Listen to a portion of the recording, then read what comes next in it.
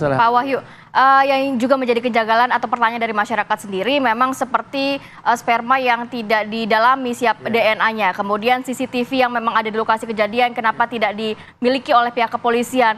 Hal-hal seperti ini pun sudah didalami belum? Kenapa sampai sekarang? Itu menjadi bagian dari audit, sudah pasti.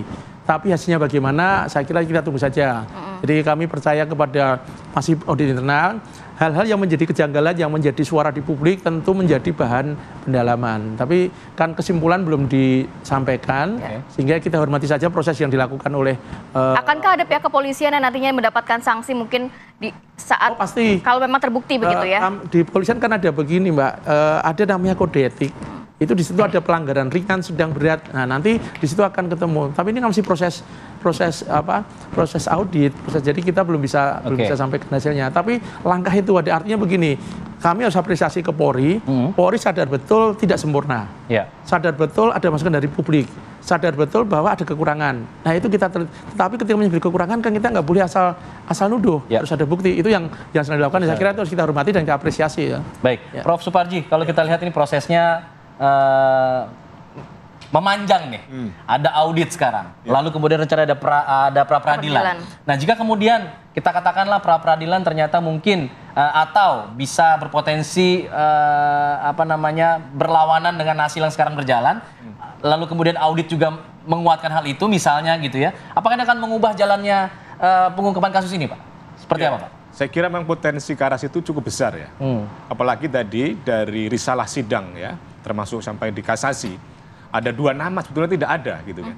Yang satu nama kemudian ada dan sudah ditangkap. 2 nama itu memang tercantum tapi nggak ada orangnya. Fiktif ya? Fiktif, karena itu menjadi suatu peradilan yang sesat. Karena tidak sesuai dengan fakta yang sebenarnya. Ini patut sangat-sangat disayangkan kenapa itu terjadi. Kalau memang betul ya, menyebut 2 nama, tidak ada orangnya gitu. Dan itu kemudian menjadi satu kesatuan antara penyidikan, penuntutan sama hakim. Bahkan hakim 3 level, itu sampai begitu. Ini kan satu ironi yang luar biasa. Fatal, Pak itu. Fatal sekali. Ini adalah peradilan sesat. Ketika menyebut nama orang, tidak ada orangnya. Bagaimana ceritanya? Kan menyesatkan semuanya. Bahkan kita menjadi tersesat. Pada sisi yang lain juga, yang penting adalah bagaimana kita kembali pada tujuan dari penegakan hukum ini. Pencarian keadilan. Sebetulnya siapa yang merasa tidak adil? Setidaknya kedua pihak. Bagi pelaku yang sekarang yang sudah mendekam terpidana ini kan, sampai kemudian seumur hidup, mestinya ini potensi untuk mengajukan peninjauan kembali gitu ya. Peninjauan kembali. Tapi kan harus ada novum kalau mau PK, Pak. Iya. Agak susah. Gitu. Ada 3 hal yang menjadikan alasan PK itu. 1, novum. 2, putusan saling bertentangan. 3, ada kekeliruan kekhilafan hakim. Salah satunya adalah peradilan sesat itu menjadi alasan untuk mengajukan PK. Nah, pada sisi yang lain adalah bagaimana pencarian keadilan bagi korban, karena ada 3 DPU yang belum selesai tadi itu, dan kemudian ada film, kemudian ada cerita, terus kemudian juga ada cerita kesurupan tadi itu, menurut saya ini juga tidak dijadikan modal yang dipercaya. Artinya apa? Jangan sampai kita kemudian dibawa alur untuk menuju penegakan hukum keadilan tadi itu berada dalam alur cerita, berada dalam alur kesurupan tadi itu. Tetapi kembalikan kepada fakta yang sebenarnya. Proses penyidikan, penuntutan, persidangan, dan rekonstruksi fakta berdasarkan alat bukti yang didukung dengan barang bukti. Berarti tidak cukup sampai di audit investigasi pihak kepolisian saja? Jaksa, hakim. Ini karena satu kesatuan.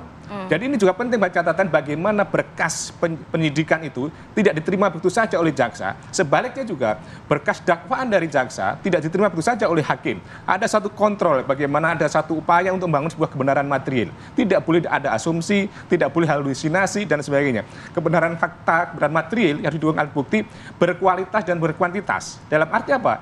Minimal 2 alat bukti berkesesuaian antara satu dengan yang lain.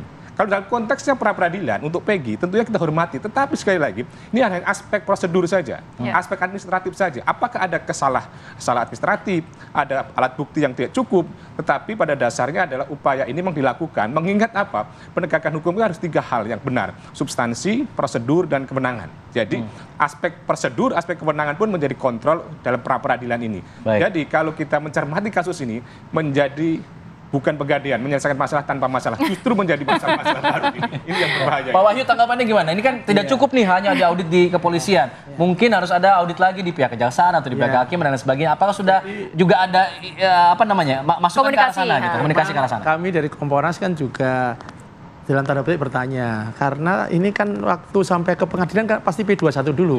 Iya. Berarti jaksa sudah menyetujui ini. Iya. Tetapi kewenangan kami kan hanya di kepolisian. Betul. Ya. Jadi ada rekan di Komisi Kejaksaan, ada rekan di Komisi Tapi Judisial. kan masukan boleh Pak dari Kompolnas misalnya. Oh pasti, Komisi kami Kejaksaan. kan ada MOU dengan antar komisi itu, kami diskusi. Tentu ini akan kami sampaikan juga. Kan ini kan demi kita semua, demi kepastian hukum kan. Sehingga saya setuju dengan Prof. Ardi bahwa cuman kan Kompolnas nggak boleh dong intervensi ke Iya, iya. lain. Ya, kita paham itu Pak. Ranahnya di pihak kepolisian Ya, tapi kalau gitu ya. diskusi kami akan lakukan. Oke. Ini masih menarik sekali ya. Nanti juga saya mau ke Mas Nova. Mas Nova melihat netizen kah juga berkomentar terkait pengennya seperti apa sih? Apakah pengennya sampai ke pra-peradilan, kemudian apakah PK, ataukah memang seperti apa? Nanti mungkin bisa dibaca dari tweetan begitu ya, cuitan netizen di media sosial ya. Kita akan kembali saat lagi, tetap bersama kami di Apa Kabar Indonesia Pagi.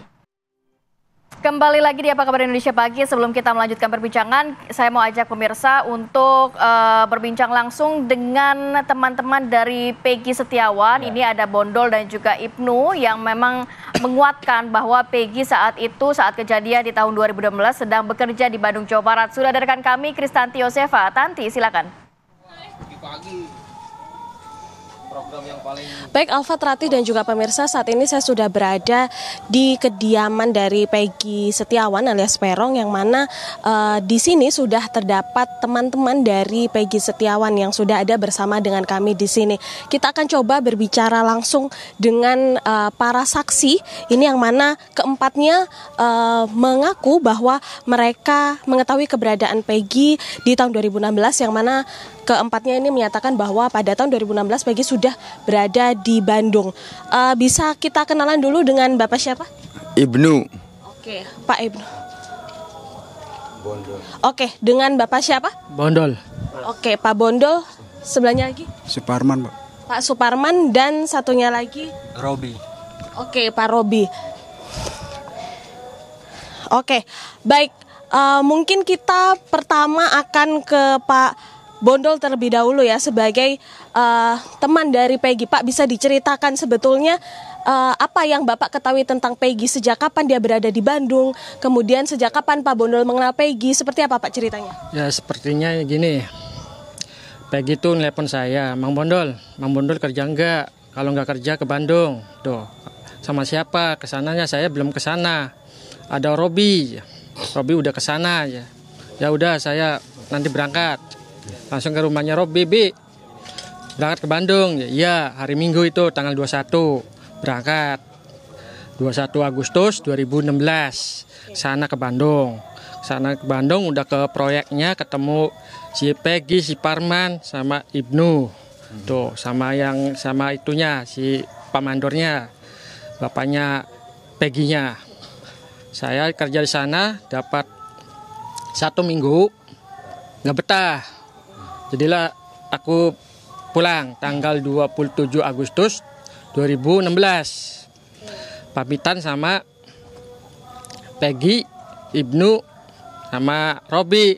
Sekalian nganter saya ke jalan raya. Nunggu angkot datang. Saya naik, orang 3 itu pulang lagi ke Bedeng, ke kerjaan. Robi, Peggy, sama Ibnunya.